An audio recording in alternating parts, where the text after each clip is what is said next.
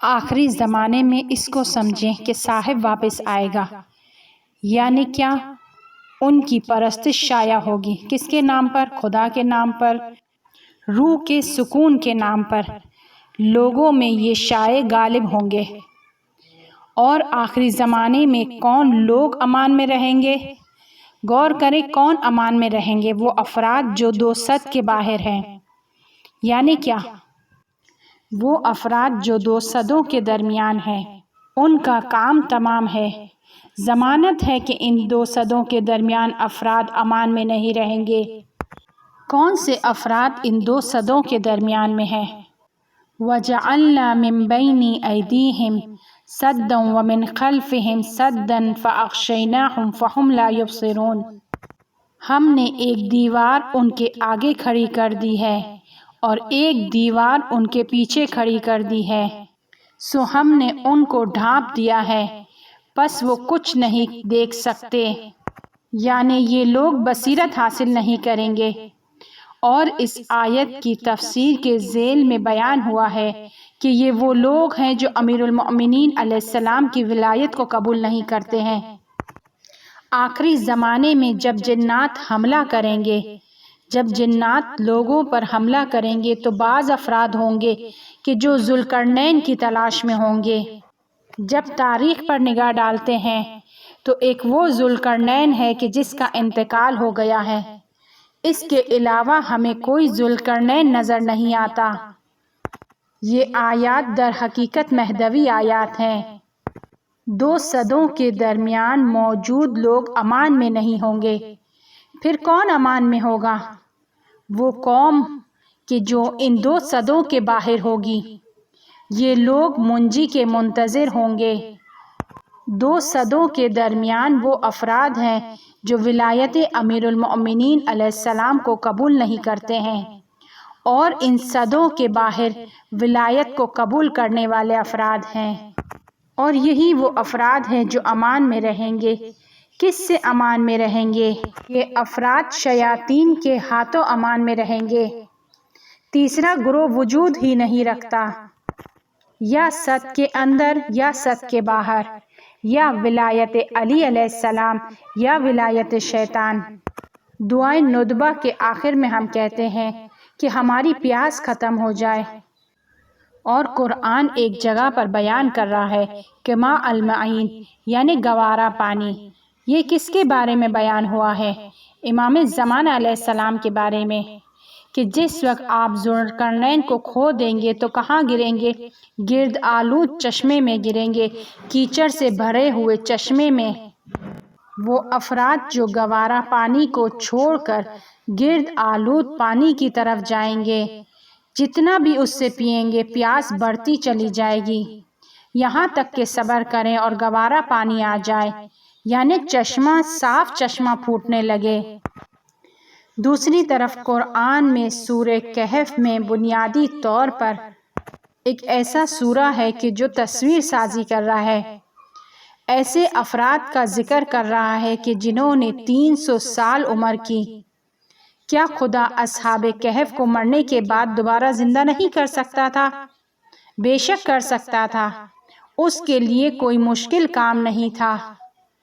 کیا ہو جاتا کہ سب مر جاتے، سب کے جسم خاک میں تبدیل ہو جاتے، ہڈیاں گل جاتی، کیا فرق پڑ جاتا، اور پھر 300 سال کے بعد انہیں دوبارہ زندہ کر لیتا۔ مگر حضرت عزیز اور اس کے گدھے کے ساتھ خدا نے یہ کام نہیں کیا تھا کہ 100 سال کے بعد اسے دوبارہ زندہ کیا۔ تو کیا خدا اصحاب کہف کے بارے میں یہ نہیں کر سکتا تھا؟ خدا کیوں چاہتا تھا کہ اصحاب کہف سوتے رہیں؟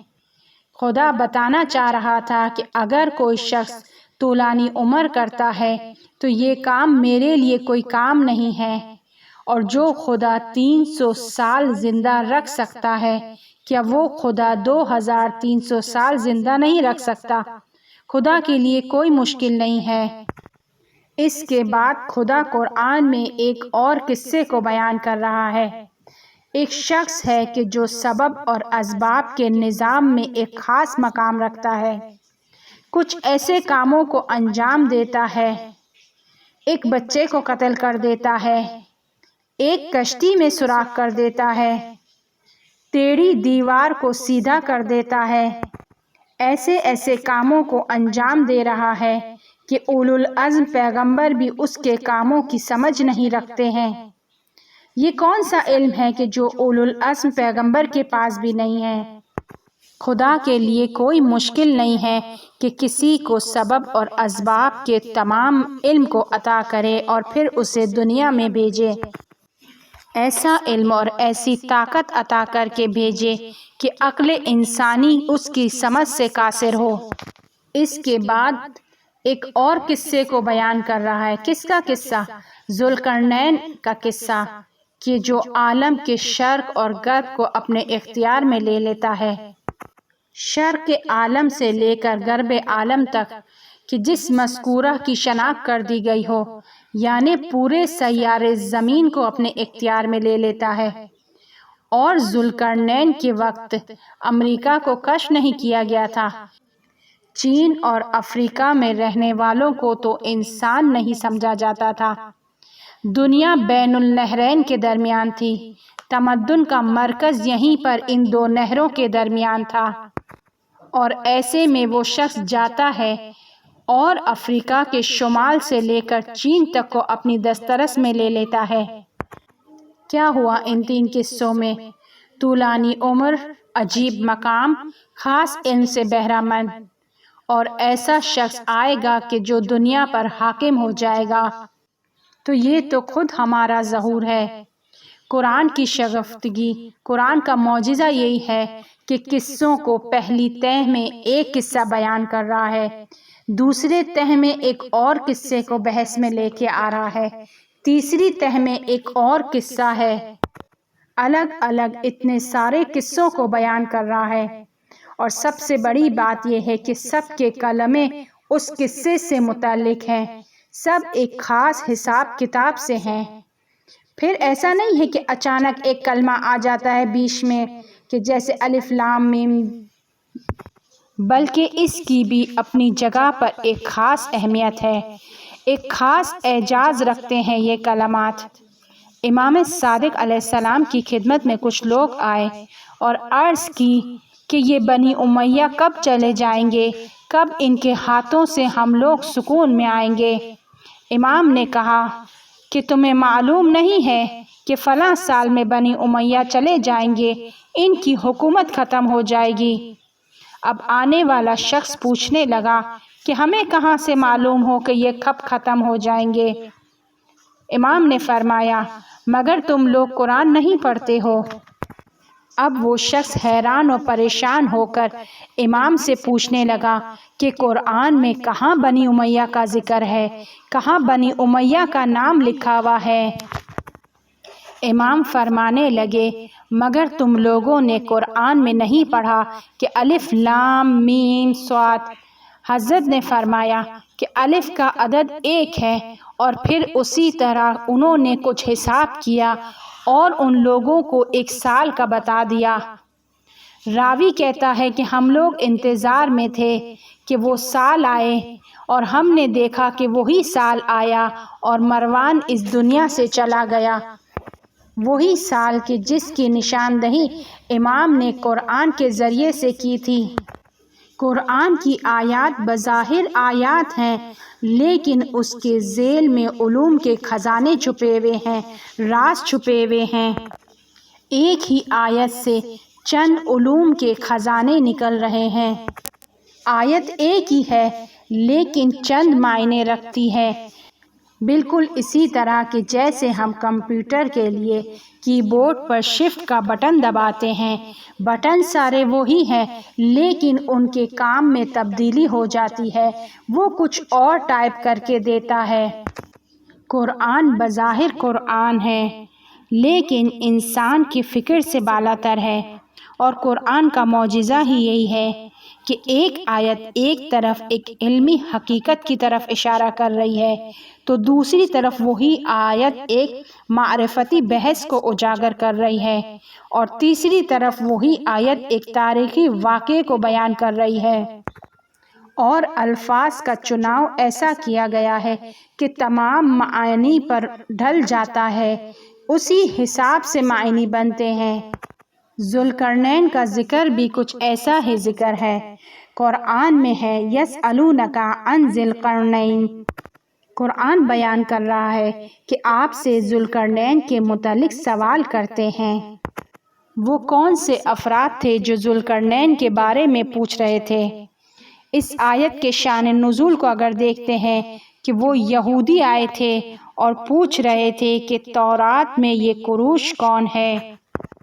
یہ نام تورات میں چند مرتبہ بیان ہوا ہے، اور تورات میں یہ شخص قروش کے نام کو 2 جگہ پر خاص صفتوں کے ساتھ بیان کیا گیا ہے، اور جب اس کو عربی زبان میں تبدیل کرتے ہیں تو ذوالقرنین بنتا ہے۔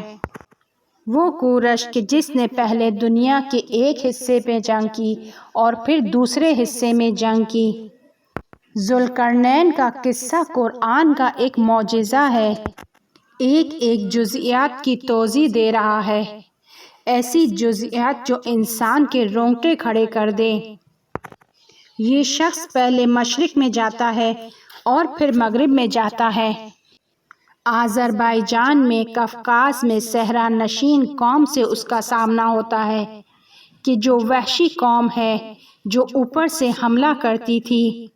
اگر ابھی بھی آپ لوگ وہاں پر جائیں جمہوری آذربائیجان میں، تو وہاں پر ابھی بھی اسی جگہ پر مٹی سے آلودہ چشمے ہیں، یعنی زمین سے کیچڑ نکل رہا ہے، اور جب وہاں مغرب کی طرف کھڑے رہتے ہیں، سورج کو دیکھتے ہیں تو وہ سورج کیچڑ کے چشمے کے اندر غروب ہو جاتا ہے۔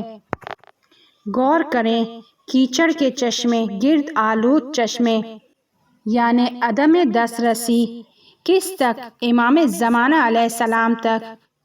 اور وہ جگہ جہاں اس وحشی قوم سے روبرو ہوتے ہیں، سد بنایا گیا، اور وہ سد ابھی تک ہے، اور اس علاقے کو داریال کہتے ہیں، اور یہ ترکی کلمہ ہے، یعنی داریول یعنی تنگ راستہ، کہ 2 پہاڑوں کے درمیان بنایا ہے، اور دھات بھی وہیں پر ملتی ہے۔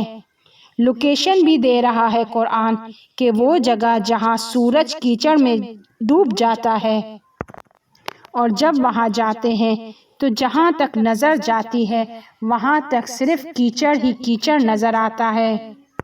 یہی آیات، یہی قصے امام مہدی علیہ السلام کے مسئلے کو بیان کر رہے ہیں۔ امام حسن عسکری علیہ السلام فرماتے ہیں، تمہارے درمیان میرے فرزند مہدی کی مثال ذوالقرنین کی مثال کی مانند ہے۔ اہل بیت علیہ السلام ہمیں کوڈ دے کر چلے گئے ہیں، لیکن ہم اس مسئلے کی جانب نہیں گئے تو یہ ہماری غلطی ہے۔ تورات میں ذوالقرنین نے 2 گروہوں کو آپس میں ملایا۔